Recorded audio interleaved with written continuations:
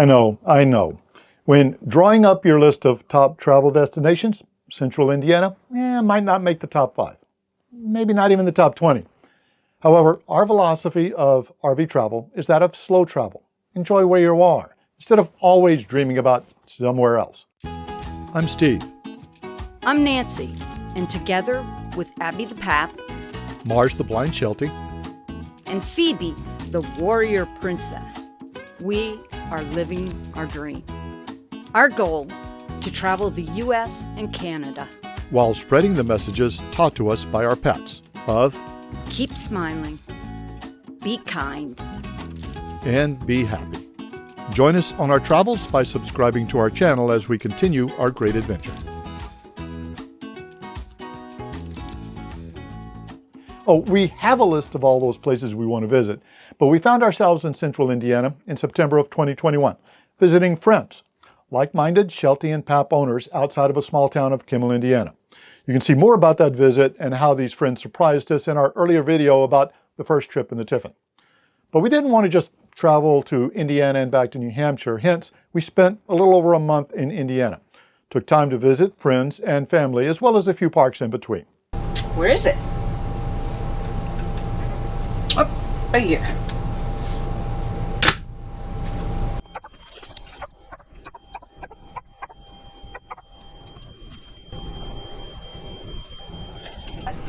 I'm waiting for the jacks to store.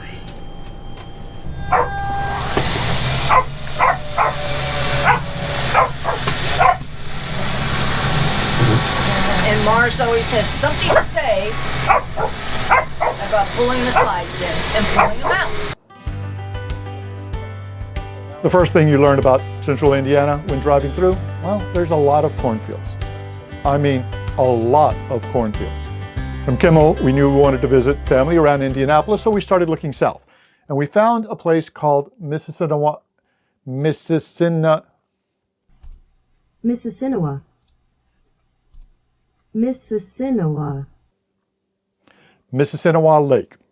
Now, it's located in Central Indiana, and there's a place there called Miami State Recreation Area, which has a campground that we stayed at. Sadly, we didn't get a lot of video there, but we found it to be a really great park. Just know that on the weekends, a lot of families show up, as well as a lot of people with boats. It's a great fishing destination, but it was very enjoyable. This campground broke. Oops. Oh no. Well, there we learned a very important lesson about vets, and Abby played a key role. Oh, Dad, you're not going to tell that story, are you? Abby, we need to tell the story because others might be able to benefit from our experience. But Dad, I really didn't look my best. Yeah, I know it might be embarrassing, but we didn't take video. Okay, if you have to. Okay, I'll promise not to show any of the really embarrassing pictures, okay? So here's what happened. We were about to go out for a ride, and I took Abby out to do her business. In the midst of the walk, she collapsed and simply stopped breathing. I called Nancy over because Nancy had practiced resuscitation on small animals, and she was able to resuscitate Abby and get her to start breathing again. But it scared us, well, as you can imagine. We immediately began searching for the closest emergency vet, and we had no idea where one was. Now, it was late on a weekend, so the local vets were closed. But when we called one of the local vet's phone numbers, they had the phone number for the nearest emergency vet. So after a long wait, we got in to see the vet, and they really couldn't find what had happened to Abby and what the cause was, though they did see the symptoms of what had happened to her. So we kept a close eye on her, and we were able to bring her back several weeks later for a specialist for heart and lungs, and they still weren't able to find the direct cause. Well, since then, we've learned the lesson. Anytime we go to a campground, we want to find where the closest emergency vet is ahead of time, as well as the closest emergency room for people. After a week on the lake, we snagged a spot on the river. This was a really, really nice campground, and we really enjoyed getting out and walking every day there. The weather was really pretty good. We're at White River Campground in Cicero, Indiana. It's actually run by the county. And one of the things that they've done here is they've taken 3 old bridges from around the area and put them together into a walking bridge, actually maintaining some of the history of those bridges and allowing people here at the campground to use it.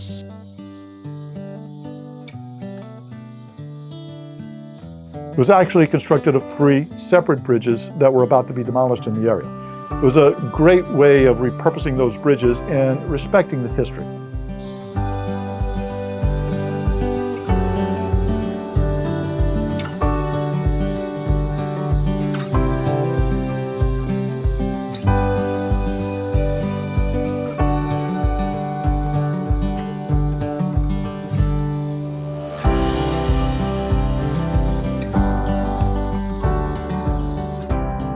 Now, the reason we chose Cicero, well, its proximity to Fishers, Indiana, just outside of Indianapolis. We have lots of family there, and we were able to have several visits with those family members. They have squinty eyes. Yes, they do have squinty eyes. They have big eyes. Come on, Mars. What are the dogs' names? Addie and Finn.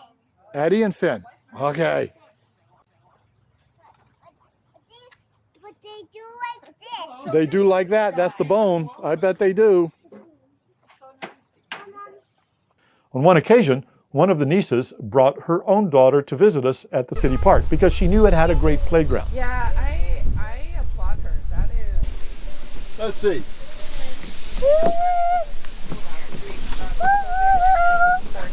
Oh, you can climb up on the, yep, and then you grab up there. I have a camera. I'm taking a video. Say hi to the video. Hi, video. So we got to know our niece and her daughter a lot better, and it was a great visit. So where are we going today? Shipshewana. Shipshewana. Middle of Amish country. What do you think, Mr. Mars? You ready to go? You want to go for a trip? Abby, you ready to go? You need to get your harness on, girl. Let's go. GPS says 24 miles, straight north.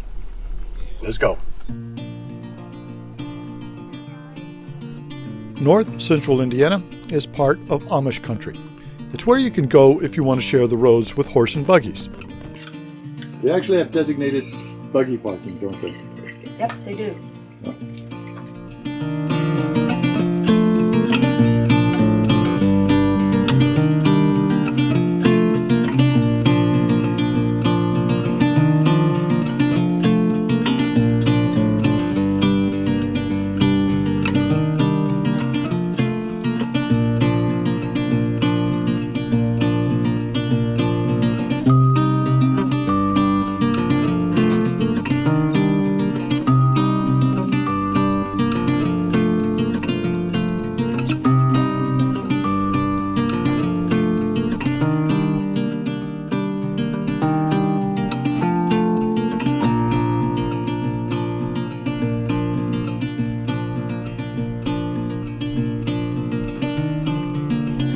We walked around the city and visited a few shops.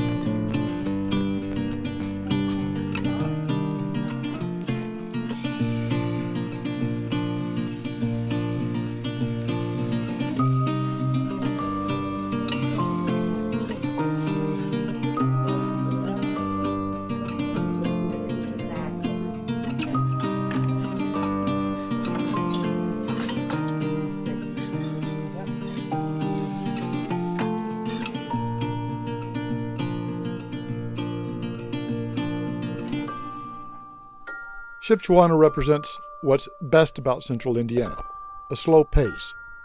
Though the horse and buggies, along with all the tourists, can cause a few traffic jams.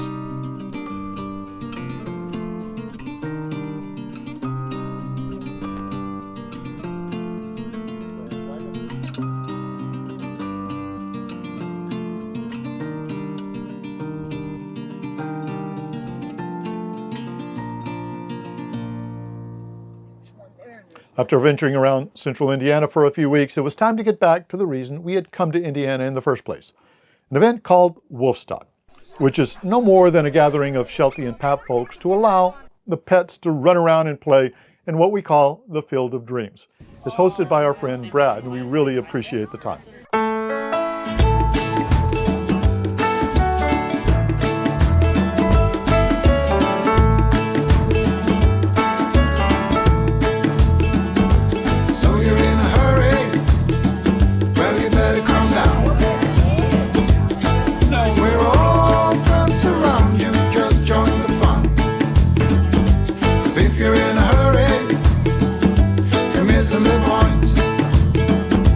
Should enjoy the fruits of life instead of chasing coins.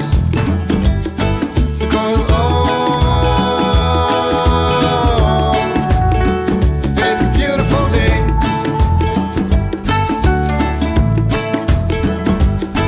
Isn't so come on, let's play.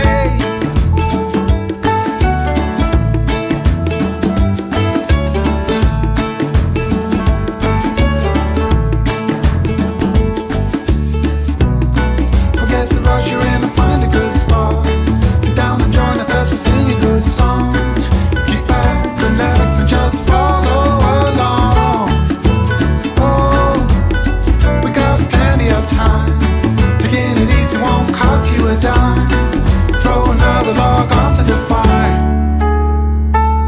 Because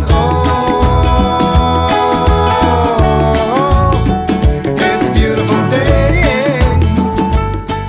It was a great time for all and a place that we're going to come back to. Come on, let's play. Until next time, keep smiling, be kind, and be happy, everyone. Safe travels.